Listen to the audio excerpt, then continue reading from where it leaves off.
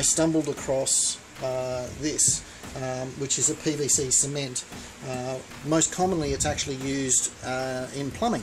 It's not used for doing this sort of stuff at all. And there was one particular day where I was short on materials.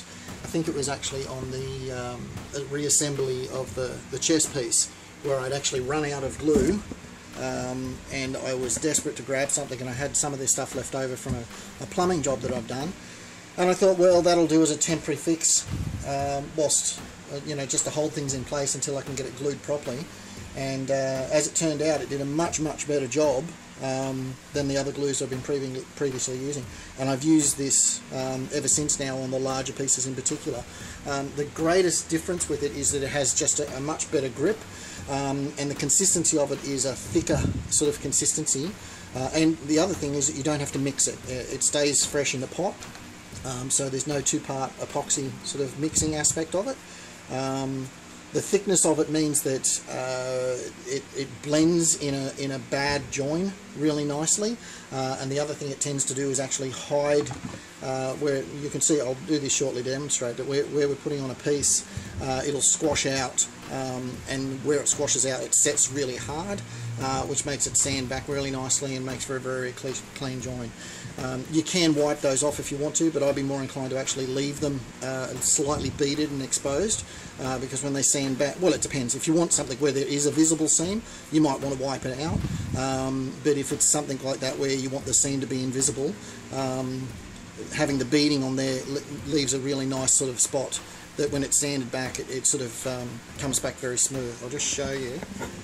You can see here where this was the original seam piece which I actually cut out, but then for the process of casting I actually had to cut this piece here, and the same thing on the other side, and that is actually smoothed off really nicely. Now what you can see is the darkness of the line. That's the actual blue, but it's actually quite good. I'm going to be gluing back together both of the leg pieces. Now, as you can imagine, when you're cutting up this sort of stuff, just the sheer act of separating the parts removes a certain amount of material. So I'll be using this glue to bring them back, but I'll also be using a two-part epoxy resin. I've used that on the hip pieces over here. That part hasn't been attached yet because that's where the spine is going to be mounted, but predominantly the grey that you see there and everything else is to fill in some of those larger seam areas and replace those sort of cut out spacing areas. The same will apply once I actually get the leg part tidied up. I'm just going to give it a good paint like that, and I'm not worried at all about the dribbles and stuff like that because they set rock hard, so they're very easily sanded off after the fact, and I want it to actually have a good liberal coating so that the actual thickness of it sort of squeezes out in those joins anyway. Now, as I said, this is most commonly used in plumbing, and the principle is basically the same. It creates a watertight seal. Obviously we don't have to worry about a watertight seal as far as this is concerned, but it does give us a good bond bringing those two bits together, and a bit of pressure,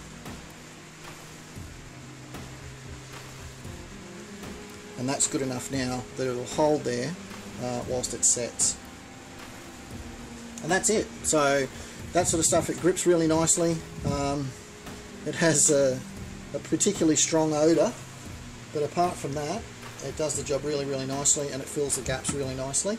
There is a larger gap in this one that needs to be filled, and I will use that two-part epoxy resin, this stuff, to actually fill that gap, and that'll be forced into that gap, and that in itself will act more like a glue as well. I should also mention that with this glue, it has a really nice, or as it starts to set, it has a really nice rubbery element to it, which means that if it's gone off enough that it's touch dry, but it hasn't set yet, it's still quite rubbery, which means you can actually sort of gather it up like that and peel off the unused elements. So again, if you had seams that were overdone, once it sets rock hard and you'll never get it off, but whilst you're actually waiting for it to cure, it does maintain a rubbery sort of consistency which will allow you to peel off excess bits where you don't necessarily want them. So you could go around with a sharp blade and tidy up the edges with that sort of stuff as well if you wanted to. So that's another aspect that I quite like about it. Okay, so that's it for those two pieces. I'll let those set overnight just to make sure that they're 100% cured, and they'll be ready to add the resin bits to it. The rest of it sort of coming along piece by piece. The hips are back in one piece. They're looking pretty ordinary, pretty ratty at the moment, so I think there's still a lot of cleanup to do, and there's a missing centerpiece, a dividing piece here that has to be reattached. Unfortunately, due to the nature of the resin, it's a lot more brittle, so things like the fingers and hands and arms and that sort of stuff, they just don't have the strength to sort of maintain a continuously posable sort of piece. So it will probably be able to be set into a sort of 1 or 2 fixed positions, hoping that I'll be able to maintain some movement in the neck and hips with this one, or neck and spine, and I'm hoping that the legs will be able to move as well. The feet and fingers will probably be less so. And again, it's just that the resin is just too delicate to actually handle the movement too much, unfortunately. I know this update's been a long time coming. I've had a lot of cleaning up to do in my workshop, but I'm pretty happy with the space that I've made available for myself now.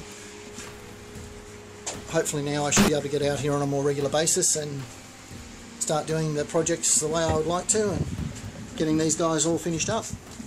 Anyway, that's the update for now, guys. Thanks for watching. Talk to you next time.